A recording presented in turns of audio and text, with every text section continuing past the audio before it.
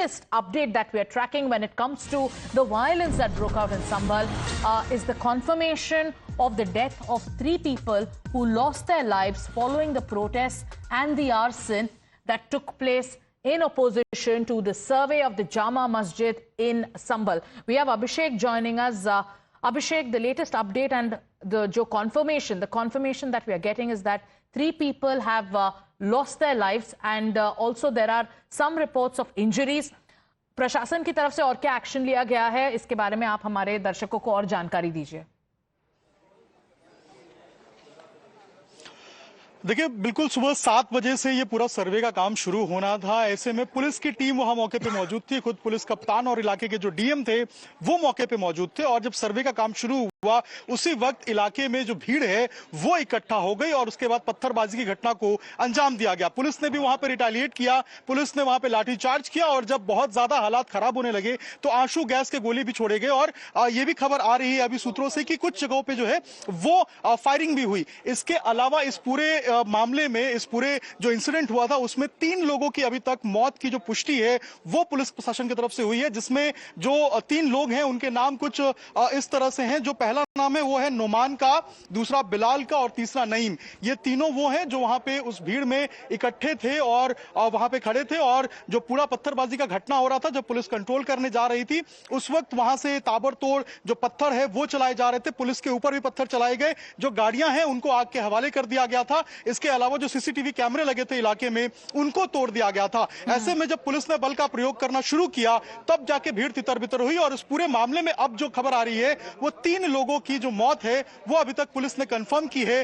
15 लोग अभी तक ऑफिशियली हिरासत में लिए गए हैं जिनसे पूछताछ चल रही है। पुलिस का कहना है कि जितने भी लोग वहां पे मौजूद थे और जो लोग इस पत्थरबाजी में शामिल थे किसी को बख्शा नहीं जाएगा, सबके ऊपर कार्रवाई निश्चित है। जी अभिषेक बने रहिए हमारे साथ, क्योंकि कुछ ऐसे भी सवाल अभी उठाए जाएंगे कि जिन तीनों की मौत हुई है वो किस कारण से हुई है, क्या एग्जैक्टली हुआ था वायलेंस में, या जो पत्थरबाजी हुई क्या किस कारण से ये इनके डेथ्स हुए हैं, इस पे क्या रिपोर्ट्स आ रहे हैं, अभी उनके पोस्टमार्टम का क्या डिटेल है, ये तमाम जानकारी आप हमारे दर्शकों को दीजिएगा। बट उससे पहले let's also get our viewers up to speed with the official reaction that's now coming in, where officials have now confirmed 3 youth who lost their lives following the protests and the arson that took place in Sambhal. This was the protests and the stone pelting and the violence broke out after the survey team came in to conduct their survey post an order from the court. Let's play out that reaction from officials. The first reaction coming in from the Commissioner of Moradabad, A.K. Singh, is giving out details of the number of injuries in the Sambhal violence. We will also get you the first official reaction on the kind of steps that have been taken by the authorities to contain the situation in Sambhal. ये अगर इस बात को अगर मानते कि उनका बेटा पथराव करने गया था या कोई भी व्यक्ति वहां पथराव करने गया था, उसमें क्या अनटुवर्ड्स इंसिडेंट होते हैं, ये पहली बात को जिम्मेदारी उनको लेनी चाहिए। क्या वजह थी जिसके लिए पथराव करने की आवश्यकता थी, कौन सी आपदा आन पड़ी थी, किसको किसने क्या किया या पुलिस प्रशासन ने क्या किया, पहले तो उनको ये देखने की ज़रूरत है। पथराव करने गए क्यों, एक। दूसरी बात यह है कि किसी ने कोई चीज़ नहीं देखा, साक्ष्य होंगे तो हमारे पास आएंगे, उन साक्ष्यों के आधार पर हम कार्रवाई करेंगे। मैंने जैसा आपको बताया कि 3 पक्ष आमने सामने थे, उन्होंने एक दूसरे के ऊपर क्या किया, उसमें फायरिंग हुई। अगर फायरिंग में कोई भी चीज़ ऐसी होती कि पुलिस अपने पैर में गोली नहीं मार लेगी, तो ये सोचने की बात है। हमारे यहाँ हाथ में आप देखें कि पुलिस के टीयर गैस और जो प्लास्टिक के बुलेट थे जो भगाने के लिए अनुमन्य है, उसी के तहत कार्रवाई की जा रही थी और मीडिया का भी पूरी रिकॉर्डिंग है। तो उसमें जो कोई किस आरोप लगाने से पहले ये सोचे कि और पूछना चाहिए सबको सवाल कि उनके बच्चे, उनके परिवार वाले उस जगह पे पथराव करने क्यों जा रहे हैं, क्या वजह आ गई, क्या हो रहा है ऐसा जिसकी वजह से उन्हें पथराव करना चाहिए। तो सबसे पहले तो सवाल सोचने की ये है, कोई भी इस तरीके का इल्जाम लगाने से पहले खुद को देखे कि कोई ऐसी धर्म का काम करने नहीं जा रहा था, कोई पुण्य का काम करने नहीं जा रहा था, किसी की मदद करने नहीं जा रहा था, पढ़ाई करने नहीं जा रहा था, नौकरी करने नहीं जा रहा था। पूरे शहर को इन लोगों ने आग में झोंकने की कोशिश की। हाँ, हमारे सारे जो जवान हैं अपनी जान की परवाह किए बिना उसको झेल रहे हैं, देख रहे हैं।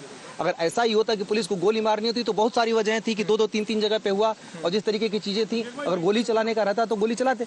ये सब बेवजह की बातें लोग करेंगे, पर इसकी वजह से उन सबके गुनाह नहीं छुप जाएंगे। जैसी कार्रवाई होगी वैसी कार्रवाई करेंगे, और इसमें पूरी जांच के बाद करेंगे। मैं न पहले से किसी को दोषी बना रहा हूं, न पहले से किसी को कह रहा हूं कि वो निर्दोष है, न मैं ये कह रहा हूं कि किसी की चीज से इनकार कर रहा हूं। जैसे साक्ष्य होंगे, साक्ष्यों के अनुरूप आएंगे, हम उस पर कार्रवाई करेंगे। देखिए, मैंने कहा 15 लोगों को अभी तक डिटेन किया गया, जो अभी तक थी सूचना है, अभी और भी चल रहा है। इसमें ये भी मैं एश्योर कर दूं कि अभी हम लोगों की बैठ की चर्चा भी हुई है, किसी भी निर्दोष को परेशान नहीं किया जाएगा, और साक्ष्यों के आधार पर ही लोगों के विरुद्ध कार्रवाई की जाएगी, ये तय किया गया है। हमारे पास सबके रिकॉर्डिंग्स हैं, उस रिकॉर्डिंग्स के अनुरूप किया जाएगा।